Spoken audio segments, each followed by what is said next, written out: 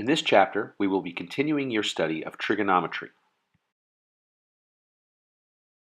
In this lesson, we're going to introduce you to special triangles. Hi everybody. Okay, in this particular lesson, we're actually not going to move forward with trigonometry. We're not going to learn anything really new. What we're going to do here is we're going to take kind of a lateral step here, and we're going to talk about some very specific angles that you're going to come across in the rest of this course and in the next course that you're going to take. Specifically, the numbers that are of interest to us are the angles 30, 45, and 60 degrees. And the reason why they're interesting to us is because it's fairly easy to come up with some exact values for the trigonometric ratios. And as a math guy, I really like that. Okay? Because most of the time, when I pull out my calculator here, and I start, let's say, throwing down some trigonometry here, if I take, for example, let's say the sine of 50 degrees, press enter, I got this crazy decimal that goes on and on forever. If I write the decimal form of this, at some point I'm going to have to round it. And you know what? That's always just a little, it's close, but it's not perfect, and that's always kind of a little annoying for someone who really, appreciates the math here. So we always really like it when we can come up with a value, okay, for a trig ratio that's perfect. I can write it in its entirety perfectly without having to round anything. And that's what we're going to look at here. Now we're going to start off with our 45, I should introduce this like this. To help you memorize the sine, cos, and tan of these three angles here, because they all work out to have these really nice, concise forms, we're going to introduce these things called special triangles. And the first one we're going to look at here is the 45, 45, 90 triangle. Okay? So, without spending a lot of time looking at this right here, let's just take a quick look at a square here. If you've got a square that's got a side length of 1, okay, when you draw the diagonal there, okay, each of those sides is going to be 1. You can do the Pythagorean theorem here to figure out that the hypotenuse here will be the square root of 2. So here's a 45-degree angle, here's a 45-degree angle. The side lengths are 1 and 1, and that's root 2. Now, let's just pick one of these angles. Let's pick this guy right here. That means this is going to be the opposite side. This is going to be the adjacent side. And then this is always going to be my hypotenuse, right? That's the side opposite the 90 degree. And so now what does that give us? Well, the sine of 45 degrees is going to be the opposite over the hypotenuse, 1 over root 2. And as we talked about before, it kind of depends on the order that you're doing this course in, but maybe you might rationalize the denominator to get rid of that radical down there. Now, if you haven't done that yet, don't worry. Don't worry about it. It's very likely fine that you leave it as 1 over root 2. But you might also see this written as root 2 over 2. Okay? And the same thing with 45 degrees. Okay? The cosine of 45 degrees and the sine of 45 degrees are both the same. This is the one angle where that occurs.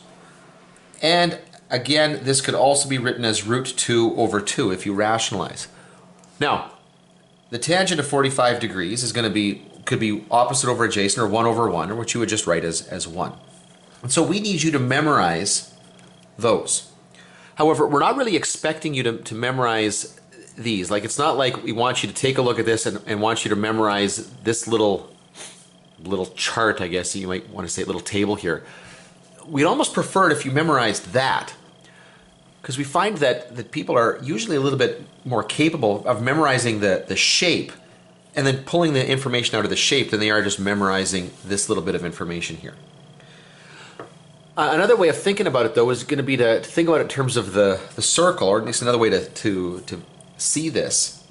Okay, if we take 45 degrees as our reference angle in the 4 quadrants, okay, then the angles we're going to get here are going to be 45, 135, 225, all the way around to 315. Those will be the angles that we're going to look at. Notice how it works here. Sine and cosine, notice how they work going around the circle here. Cosine is negative in quadrants 2 and 3. It's going to be positive in 1 and 4.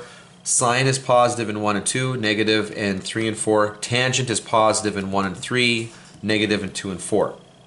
Okay, just notice that, and the repetition of the values here. Okay, we just want you to see that, get comfortable with it, get used to the ideas here, and if nothing else here, to understand that we're not We're not introducing really any new mathematics. This is still the same old, same old. The sines obey the cast rule, okay? We're still building the angles with that reference angle the same way. Okay, to get 135, it's 180 minus 45. 225 is 180 plus 45, and so on. It's all the same stuff. It's just that in this particular case here, we've got this exact form for the cosine, sine, and tangent of 45 degrees. Okay, now let's take a look at the other special triangle that we need you to know, which is the 30, 60, 90 triangle. And the way we build this one, actually I think this is really quite clever, the way we've done this. Okay? We start with an equilateral triangle, and just for convenience sake, okay, we make the side lengths 2. Now you might think, well, why don't we make them 1? But you'll see in a second why we make the choice that we do. That number 1 that you might be looking for, it's going to come up here in just a moment. Then what we do is we drop an altitude, okay? And see what happens here is that altitude, first of all, cuts that angle in half. So that's going to be 30 degrees. But it also cuts the opposite side in half. And so there you go, 2, and then that side becomes 1. There's where that 1 fits in. Now, finally, what we're going to do is we're going to apply the quadratic, that's funny. We're going to apply the Pythagorean theorem to the triangle that's left over there. Okay, c squared equals a squared plus b squared. We're going to apply it to that. We're going to get that b, that side right there, is going to be equal to root 3. And so now, looking at that triangle, I can tell you, and actually maybe what I'll do is I'll draw this again kind of below these 3. Here's my 60 degrees, here's my 30 degrees. This was 2, 1, and root 3. Okay, the sine of 30 is going to be 1 over 2, opposite over hypotenuse. The cosine of 30 will be root 3 over 2. The tangent of 30 is going to be 1 over root 3. Now, and again, as we've done before, this could be rationalized to get your root 3 over 3. Okay? So that's what it's going to look like for 30 degrees. You need to know those. And then again, whoops, zoom out a little bit here. Again, we want you to see what this looks like when you use 30 degrees as a reference angle. Put it in all 4 quadrants. You're going to get 30 degrees, 150 degrees, 210, and then all the way around here to 330. And again, and notice how the signs work, exactly the way we had done it before. Notice that the values, the cosine here is always going to be root 3 over 2. It's just whether it's positive or negative depending on what quadrant you're in. And the same thing with sine. Sine is going to be 1/2 and so on. Okay, you need to know all that. You need to have that memorized. And then finally, with 60 degrees, and actually maybe what I'll do here is before we get to that, with 60 degrees, okay, here's our triangle, here's 60, here's 30. This would be root 3, 1, and 2. Okay, so the sine of 60 degrees is going to be root 3 over 2. The cosine of 60 degrees is going to be 1 over 2, adjacent over hypotenuse. And the tangent of 60 degrees is going to be root 3 over 1. But you might just write that as root 3. Okay? And again, you're going to need to know all of those. And then once again, we take a look at what that looks like in all 4 quadrants. First quadrant is 60 degrees. Second quadrant would be 120. Third quadrant, we're looking at 240. And then we come all the way around to 300 degrees. You look at the repetition of those values. What changes is the signs. Okay, so here's what you really need to walk away from. Okay, you need to know that if this is the 45 triangle, that this is going to be 1, 1, and root 2. And then if you've got the 30, 60, 90 triangle, okay, this is going to be 1, root 3, and 2. If you memorize those 2 triangles, okay, if you get those memorized, then you should be able to come up with the sine, cos, and tan for those angles without having to use the calculator, and that's a huge win.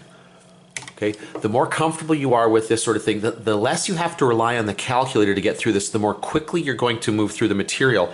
And in addition to that, the more easily you'll see connections. Okay, if you have to rely on the calculator all the time to do, for example, multiplication, your additions, and whatnot, oftentimes you're going to miss connections because the calculator is doing a lot of that work for you. The more you can do that on your own, the more comfortable you are with how these things behave, what they do, the better off you're going to be. Anyway, let's take a look at some examples now.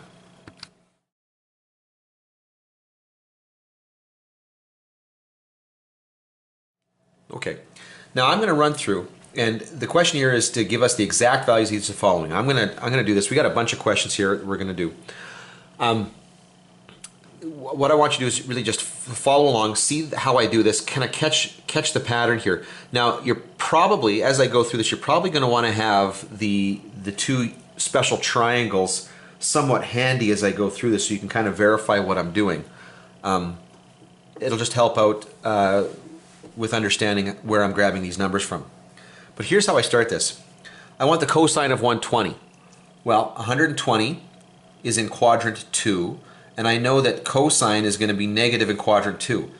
So I can take this 120 and I can relate it back to the reference angle. And the reference angle here is going to be 60 degrees. So the cosine of 120 will be identical to the negative cosine of 60. Bear in mind that the triangle that I would draw in the second quadrant is going to have an angle of 60 degrees there. That's the angle in the triangle, but it will be negative because we're in quadrant 2, and it's cosine. And then the cosine of 60 degrees is 1/2. Okay, I grabbed that from my special triangle, so the answer here is negative 1/2. And you can verify that if you go to the calculator. Sine of 135. First of all, I know that 135 is in quadrant 2, and I know that sine is going to be positive in quadrant 2. So this will be equal to the positive sine of, and now I want to reduce this to the reference angle. Okay, I want to look at just the specific triangle that I would draw. The angle that I'm going to get in there is going to be 45 degrees. Now I can get that by going 180 minus 135. And then looking at my special triangle, the sine of 145 is either going to be 1 over root 2 or root 2 over 2, kind of depending at where you're at with all the material in the course. Tangent of 150. Okay. Well, 150 is in quadrant 2. Tangent is going to be negative in quadrant 2. So this is going to be equal to the negative tangent of, and I want to figure out what that angle is in that triangle. So it's going to be 180 minus 150 to get that value. It's going to be 30. Okay, and then the tangent of 30 is going to be 1 over root 3 or root 3 over 3. Okay, if you're rationalizing it. Let's keep going. Cosine of 225. Okay, well 225 is in quadrant 3. I know that cosine is going to be negative, so I'm going to have a negative value here. And I'm going to write this in terms of the reference angle. Now bear in mind, if you're not sure why I'm putting the signs out front here, every time I replace these angles with the reference angle, the sine, cosine, tan of the reference angle will always be positive. So in order for me to preserve the way these things look in the different quadrants, I need to include the negative if it was supposed to be there. So cosine of 225, now that's going to be the negative cosine of, the reference angle here would be 45 degrees, okay, 225 minus 180. And I know that the cosine of 45 degrees, okay, this is going to be negative 1 over root 2 or negative root 2 over 2. Oops, it's just off the side there. Tangent of 240. Okay, well tangent is positive in quadrant 3 and 240 is in quadrant 3. So this will be equal to the positive tangent. 240 minus 180 is going to be 60. So the tangent of 240 will equal the positive tangent of 60, which is equal to, if you look at your triangle there, root 3 over 1, which is just root 3. 210. 210 is in quadrant 3. Sine is going to be negative in quadrant 3. So the sine of 210 will equal the negative sine of, okay, now I need to figure out what the reference angle is. So 210 minus 180, 30 degrees. When I look at my triangle, I discover that the sine of 30 is 1/2. So the answer here is negative 1 over 2. Cosine of 300. 300 is in quadrant 4. Cosine is positive in quadrant 4, so this will equal the positive cosine of, now in this case here to get the reference angle I would go 360 minus that angle, which is going to give me 60. And the cosine of 60 is 1/2, so this is going to equal positive 1/2. 330 is in quadrant 4. We know that sine is negative in quadrant 4. Okay, I take 360 minus 330 is going to get me 30 degrees. And so this is going to equal the negative sine of 30 degrees, which is going to be 1/2, so negative 1/2. Tangent of 315. 315 is in quadrant 4. Tangent is going to be negative in that quadrant. If I subtract that from 360, I will get a reference angle of 45 degrees. And this is a nice one because the tangent of 45 degrees is 1. So the answer for the tangent of 315 will be negative 1. Tangent of 90. Okay. Now, as soon as we start to look at quadrantal angles, okay, any angle that puts us on the axes, this is where we probably want to go back to remembering the definitions of sine, cos, and tan now that we've transferred over to the coordinate plane. Okay, 90 degrees. If I use the unit circle, and I prefer to use the unit circle here, the point on that that circle here, the radius of 1, this is going to be the point 0, 1. Tangent is going to be the y-coordinate divided by the x-coordinate. So 1 divided by 0, and I know that division by 0 is undefined. So the tangent of 90 is undefined. As soon as I see that angle, that's a quadrantal angle. So 90, 180, 270, 360, or 0. I know that I want to think about it in these terms here. So right now the sine of 180, there's my unit circle. 180 puts me over here. The coordinates of that point will be negative 1, 0. Sine is going to be the y-coordinate over r, and in this case, with the unit circle, r is 1. So 0 over 1, or 0. I know we've looked at this before, but it's important to kind of review this over and over again. Cosine of 0, again, 0 puts us on that unit circle. We're out here. The coordinates of that point right there will be the point 1, 0. Cosine is going to be x over r. And again, r here is going to be 1. So 1 over 1, or the cosine of 0 degrees, is going to be equal to 1. Okay, so for these last three at the bottom here, we were going back to our unit circle specifically. It didn't have to be the unit circle. It's just that's the easiest circle to work with. Okay, but the rest of those, we needed those two special triangles to get that information that we were looking for. Okay, so this next question says, a clock is on the coordinate plane with its center at the origin and the hour hand is 1 unit in length. What would the exact coordinates of the hour hand be at, 3 p.m., 6 p.m., and so on? All right, let's take just a quick look here. So we've got our clock right here. Oh, that's kind of terrible. Oh, that's even worse. Okay, here we go. You get the idea.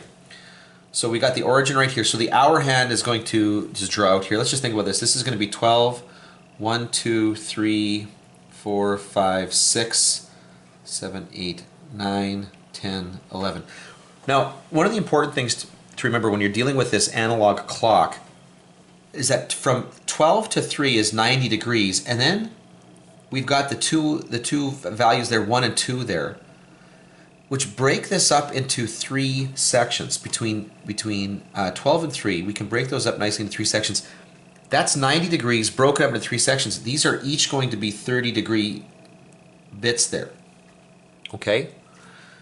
Now, the reason why they would tell us that the hour hand is 1 unit in length is so that we would think of this in terms of the unit circle. So now remember, if r is equal to 1, then the sine of theta, which would be y over r, ends up being just y. The cosine of theta, which would normally be x over r, is just going to be x. Because remember, we're dividing by 1 in this very, very special case here, where the radius or that length of that clock arm there, that hand, is going to be 1. So now, what are the exact coordinates of the hour hand at 3 p.m.? Well, at 3 p.m. we're pointed this way. We're going to be right there. If that's going to be 1 unit long, then that's going to be 1, 0. At 6 p.m., we're going to be right down there. think about what that is. That's going to be 0, comma. Now this is pointed down here, so it'll be -1. Now it's these next two that are going to be a little bit trickier here. So at 4 o'clock. Okay, 4 o'clock. Now let's think about that. That's going to be 30 degrees down, okay? Or like 330 degrees if you wrap that thing all the way around here. So now because cosine is the x-coordinate and sine is the y-coordinate, in this very special case here, that's going to be, my x-coordinate is going to be the cosine of 330 degrees, and my y is going to be the sine of 330 degrees. Okay, again, and if you're confused about that, it's because when we let r go to 1, sine of theta, which is normally y over r, becomes y over 1, or just y. Cosine is x over r, or just x. Okay, so that's why I can write it like that. Now, I'm just going to do like I did in the previous question here. Cosine of 330, I know that cosine is positive in quadrant 4. So it's going to be equal to the positive cosine of, and the reference angle is going to be 30 degrees. Sine is negative in quadrant 4, so this will be the negative sine of the reference angle. Cosine of 30 degrees, if I think back to my special triangle, will be √3 over 2. And the sine of 30 degrees is going to be 1/2. So the answer is the coordinates of that point will be √3 over 2, comma, -1/2. Coordinates of that point right there. Finally, 7 o'clock. Okay, 7 o'clock is going to put us down here. Now, bearing in mind that these are all broken up into 30 degrees here, when I come around all the way down to there, that's going to be 180 to 9 o'clock. Okay, 180 plus 30 is going to be 210, plus 30 is going to be 240 degrees. Okay, to get to 7. So just like we set up here, that means that the coordinates are going to be the cosine of 240, comma, the sine, whoops, didn't give myself enough room, the sine of 240. Okay, in the third quadrant, cosine is negative. The reference angle is going to be 60 degrees. Sine is also going to be negative, and the reference angle is 60 degrees. Okay, the cosine of 60, when I think back to my special triangle, will be 1 over 2, and sine will end up being √3 over 2. And so those are the coordinates of that point that we're looking for here at 7 o'clock. -1/2 and -√3 over 2. It would really be useful to you to spend the time and memorize those triangles so that you can just grab that information again without having to look it up all the time, or without having to go to the calculator and try to work that through on your own as well. So please spend the time and try to memorize those.